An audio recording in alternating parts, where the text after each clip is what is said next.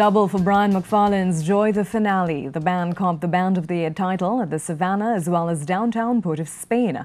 The NCBA was the first to release their results this morning, placing McFarlane's portrayal ahead of Ronnie and Caro's The Mystery of the Cascadura, and Trinidad All-Stars Steel Band placing third with Fleet's Inn. Deputy Mayor of Port of Spain, Karen Valentine, issued their results this afternoon at City Hall in Port of Spain. In what McFarlane has indicated will be his last day of competition, Joy the Finale amassed a total of 364 points. Trini Revelers came in second with their presentation, Brazil, Brazil, where 338 points was obtained. And Ronnie McIntosh's portrayal, Mystery of the Cascadura, walked away with 317 points.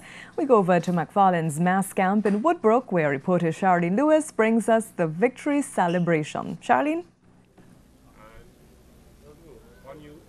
Well, Disha, it's a celebratory mood down here at the Brian McFarlane mass camp. A lot of people are gathered, and at this point in time, the champion himself, band leader Brian McFarlane, is here. Tell me something, Mr. McFarlane. How do you feel about your win?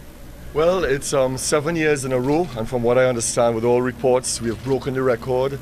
For my dear friend Wayne Barkley, who is now deceased, he was holding the title before we now have it. But I'm very excited because it's just been a great feeling. We've worked so hard. The entire team behind me has worked so hard for 5 months. So I'm elated and excited. We've done it in my finale. And it's all gone, it's all over now. This is it, you know, the grand finale.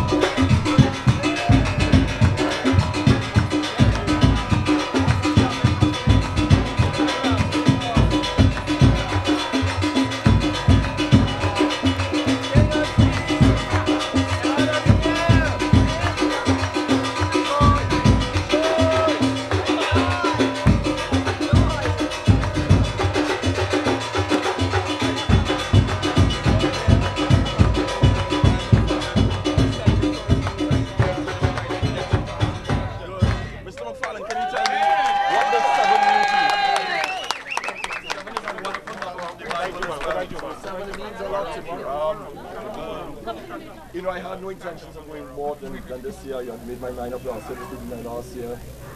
And I just wanted to give it my all and give it my best. And the team was all behind us. I mean, we put on some really long and hard nights getting ready for the end. And winning, it's just wonderful to be able to win, and wonderful for my people, my team. I want to give yourselves a round of applause. Really hard. So the victory is ours, and I'm happy. We're all happy. How does it feel to also break the record? But that's a great feeling. I mean, to think that all the years of history of Carnival that we have come and done it, McFarlane Masters done it, that is an elating feeling. It's an incredible feeling that we have done it. When you think there were so many greats before me, and we're the ones, so I feel wonderful. Thank you. And is there the possibility of a return? You know, I was asked that many times yesterday, and life is constantly changing. If maybe all the right incentives and things were put in place, that it ran smoother, the right incentives, because $300,000 is nothing. I can't continue losing money. I've done it for 9 years. I could reconsider, but it is also very hard because in this fair of Carnival, after you've taken years to build a band and its members and to stop and come back, it's a very hard thing to do. So it would be a lot of consideration to go in that, and everything would have to be right for it to happen. Thank you very much. You're welcome. I mean, it's kind of hard for me to stand up here and suggest what it should be, but Certainly it needs to be more than $1 million. One man gets $1 million right now, and there's nothing wrong with that. Soca artist or chutney singer. I would think easily maybe $3 million first prize, $2 million second, $1 million third, and then trickle from that down. But unless we start doing that, because these bigger bands that have all of the wee trucks and the relaxing trucks, massage trucks, and all these facilities they offer, who bring in costumes, which I know for a fact because I've been offered already, at $300 landed from China, beads and bikinis. They're making money because they have the numbers of people and low-cost output. So, and they will continue doing that unless the right incentives are there for them to become creative. Right now, they don't need to be creative. But people like me who are really concerned about the culture, and many others, not only me, and the art form, we need the incentives to keep us going because we don't have all those facilities. I can't afford to have wee trucks and massage trucks on the road. Not that I want it, but I can't afford it either. Is it not a priority? So glad you could join us. Welcome to the C Sport Report, where the wait is over for the West Indies as they finally got a win over Australia on Australian soil after 16 years. As Ruskin Mark explains, the World T20 champs showed just why with a comfortable 27-run victory after they limited the Aussies in their pursuit of 192 to win. A fit again, Chris Gayle gave an early hint of his intent, easily clearing the ropes here. It's a long way. Bit shorter in length. But he was out next ball, courtesy of a spectacular Nathan Coulter-Nile running catch. Tough one. He's going to run back. Oh, he gets to the left hand. It's one hand. The West Indies' other opener, Johnson Charles, took charge of the innings, milking Coulter-Nile for plenty of runs and bringing up 50 for his side by advancing down the wicket and smacking a 6 over mid-on in the 8th over.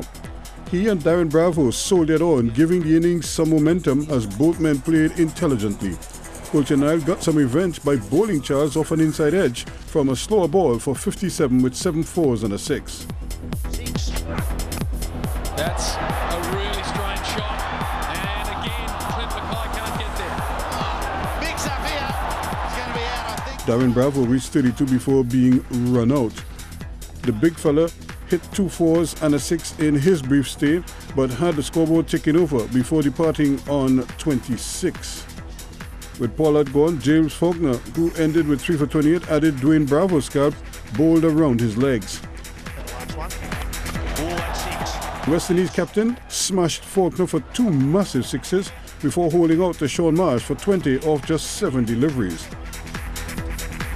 The total received a massive boost in the final 3 overs as 48 runs were added thanks to, and in no small way, to Russell, who finished a 23 not out batting at number 6 as the West Indies posted 191 for 6.